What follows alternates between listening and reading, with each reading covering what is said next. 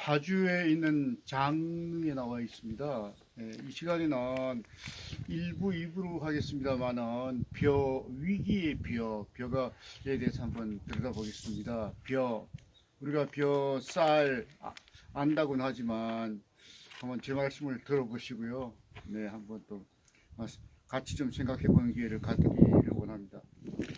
어, 여러분, 나무와 풀 중에서 어느 것이 먼저 태어났을까요? 네, 어느 것이 나중에 뭐가 진화돼서 뭐가 됐습니까? 한마디로 말해서 나무가 진화돼서 풀로 이제 발전한 것입니다. 그 양치식물로 시작했지 않습니까? 식물이 그러다가 이제 종자식물로 발전하게 되는데요.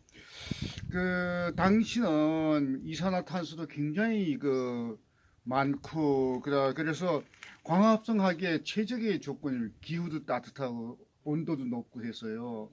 그래서 그 나무들이 크면 클수록 뭐 마음 놓고 광합성 하니까 키가 클수록 유리해서 너무 큰 나무들의 전성 시대가 된 겁니다. 그러니까 공룡도 이제 그런 큰 나무들의 잎을 먹기 위해서 굉장히 키가 커지고요.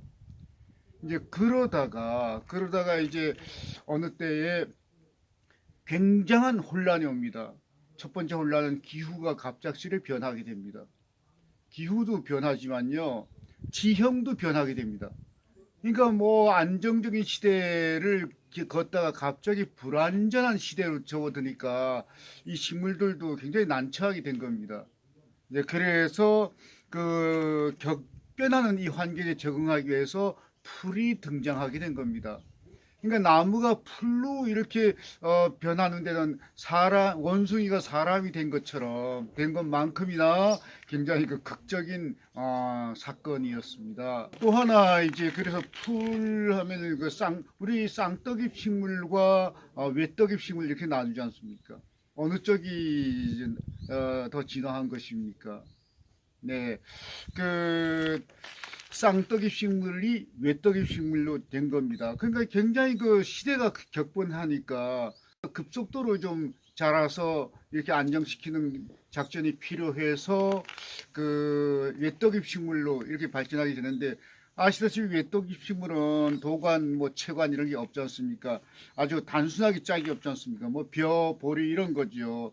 구조를 단순하게 해서 스피디하게 성장하는 이런 것이 등장하게 됩니다. 네, 그러니까 외떡잎 식물로서 이제 굉장히 진화한 것인데 그 중에서도 이제 굉장히 진화한 것이 벼다 이럽니다. 벼는요, 몸속에 규소를 장착하고 있지 않습니까? 규소는 절대 소화가 안 되는 거죠. 당시에 동물들의 소화는 절대 안 되는 거였습니다. 그러니까 이제 그러다 보니까 이제 초식 동물이 이 벽과 이 식물들을 먹지를 못해 가지고 많은 종류가 사라졌다 하는 이야기도 있습니다. 네. 벼는 이렇게 초원에서 벽과 식물 이렇게 동물들이 이렇게 뜯어 먹어도 또 싹이 나고 또 싹이 나고 하는 것은 성장점이 보통 식물들은 성장점이 저 나무 끝 제일 꼭대기에 있지 않습니까? 그러나 이 벼는 이 성장점이 땅에 딱 붙어 있습니다. 줄기 맨 아래에 있습니다. 그러니까 아무리 위에 뜯어 먹어도 다시 싹이 나는 분얼이라고 하지요. 분얼. 예. 예. 그러니까 이게 벼는 영양분을 줄기에다가 이제 좀 일부 비축하지만 그렇게 많은 양을 비축하는 건 아니고요. 또 종자에도 영양분을 당연히 모든 식물들이 그렇듯이 종자에는 발화를 비축하게 됩니다. 예. 잎에는 전혀 영양분이 없기 때문에 사료로서는 그렇게 뭐 적합하다 이렇게 말할 수는 없습니다. 자, 그러면은 소나 그런 동물들은 그러면 못 먹는 거고 그러면 포기할 겁니까? 그럴 수는 없지 않습니까? 다 종족 번식을 하고 살아가야 되는데, 그래서 진화한 것이 소는 위가 4개가 아닙니까? 네, 그러니까 4개 중에서 하나 둘 다 기능이 있죠. 네 번째 그가 사람처럼 소화를 시키고 미생물을 발효를 시켜서 영양분도 만들고 하는 위장, 사람의 위장 같은 것이 네 번째 위죠. 그래서 소는 그 네 개의 위를 갖고 있다 보니까 굉장히 덩치가 커져야 되죠. 말도 덩치가 큰 거는, 말은 뭐 위가 네 개가 아니고 하나밖에 없지만, 그 대신에 맹장이 굉장히 그 발달돼 있어서 맹장에서 여러 가지 기능을 이제 하지 않습니까? 그러니까 이 소나무알이 그런 그 구조를 갖고 있기 때문에 덩치가 클 수밖에 없다. 또 이런 소화 못 시킬 것이 없다, 이렇게 되는 겁니다. 네. 우리가 알다시피 벼는 종자를 다 이제 흩뿌리지 않습니까? 우리 인간이 이 종자를 좀 먹으려고 한다면 그 흩뿌린 거 하나씩 주워서 먹기는 어렵지 않습니까? 그러니까 어쨌든 떨어지지 않은 상태에서 이 벼의 종자를 먹어야 되는데 종자를 떨어지지 않는 그 벼를 발견하게 된 겁니다. 종자를 떨어뜨리지 않는 것은 이를테면 돌연변입니다. 그러니까 그 돌연변이를 이제 발견하게 된 겁니다. 그러니까 이제 그 종자를 떨어뜨리지 않는 그 벼를 발견해서, 돌연변이를 발견해서 거기서부터 이제 사람은 식량 확보를 하게 되는 겁니다. 네. 그 농업이라는 자체가 어떤 데서 발달합니까?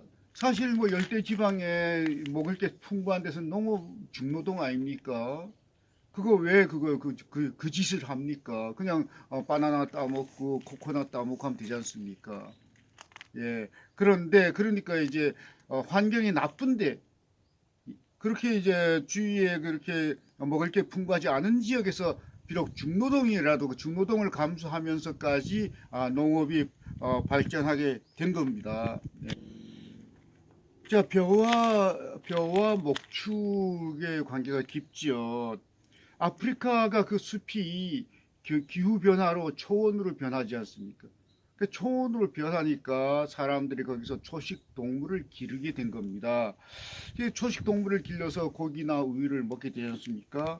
이제 그런데 한 걸음 더 나와서 벽과 식물을 먹여서 길러서 이제 그 본격적인 그 농업 형태의 그 목축업이 시작된 겁니다.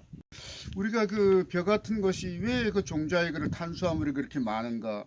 그러니까 그것은 뭐 다른 식물도 비슷합니다만 종자에다가 발화를 위한 그 영양분을 비축한 그런 거죠.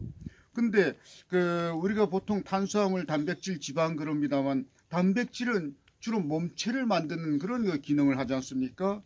그 단백질은 이 벼 어미에게도 굉장히 많이 필요한 영양분이라서 씨앗에 그렇게 비축할 여유가 없다 하는 거고요. 지방은 물론 지방도 에너지를 크게 발생하지만 지방 자체를 만드는데 굉장히 큰 에너지를 소요되기 때문에 지방을 이렇게 쌓아둘 여유가 없다. 그러니까 한마디로 말해서 방법은 탄수화물밖에 없다. 탄수화물을 씨앗에다가 이렇게 비축한다. 이제 이렇게 되는 겁니다. 우리가 쌀에 우리가 필요한 탄수화물이 제일 많게 되는 겁니다. 네. 자, 탄수화물이라는 게 뭡니까? 이렇게 씹으면 씹을수록 단맛이 나지 않습니까? 그러니까 우리 인류가 최초로 이게 단맛의 맛을 이제 알게 되는 겁니다. 굉장히 그 단맛을 느끼면 최초로 씹으면 씹을수록 달아지는 것. 그러니까 처음부터 단 게 아니고 달아지니까 굉장히 우리 이때까지 못 느꼈던 행복감을 느끼게 됩니다. 네. 그래서 이제 우리가 보통 이제 그 수렵 생활 동물을 잡아다 먹는다거나 하는 것은 보관이 어려우니까 그 즉시 다 나눠 먹어야 되지 않습니까? 보관할 수가 없지 않습니까? 그때까지는. 그러니까 뭘 비축한다 하는 개념은 없었습니다. 근데 벼가 등장하면서부터 이건 보관이 가능하지 않습니까? 이거 보관이 가능하니까 그게 이제 우리 인류사의 부의 축적의 시발점이 된 겁니다. 이제 농업이 시작되면서 부의 축적, 부자가 생기기 시작하는 겁니다. 일단 벼에 대해서 조금 알아봤습니다.